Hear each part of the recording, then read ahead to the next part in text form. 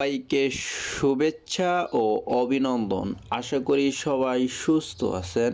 আজকে জানবেন ভিগোরেক্স 25 এর কার্যকারিতা ও পার্শ্ব প্রতিক্রিয়া সম্পর্কে এবং সেবন করার নিয়ম।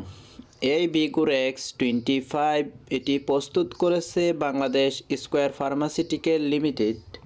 এই ওষুধটি সাধারণত যাদের যৌন মিলনের দুর্বলতার সমস্যা আছে তাদের জন্য।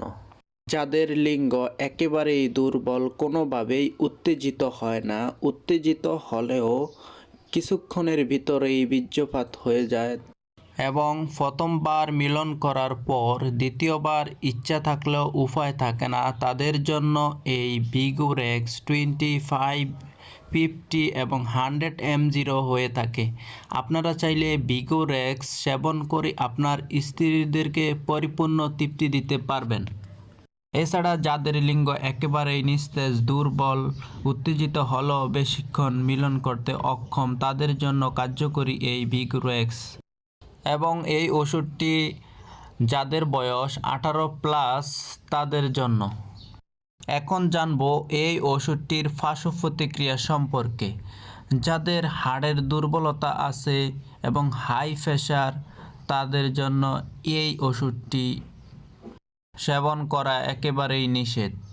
এছাড়াও যাদের লিভারে সমস্যা আছে, কিডনিতে সমস্যা আছে, তারা কোনোভাবেই এই ওষুধটি সেবন করবেন না।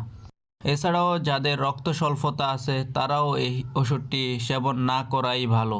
এই ওষুধটি সেবন করার ফলে বমি বমি ভাব হতে পারে এবং ঘাম বের হতে পারে শরীর থেকে, হার্টবিট বেড়ে যেতে পারে।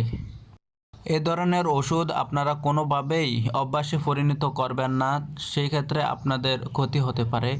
এবং এই মেডিসিন দিনে একবার সেবন করা যেতে পারে।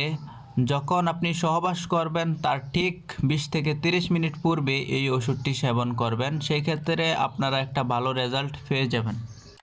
আজ এই পর্যন্ত। সবাই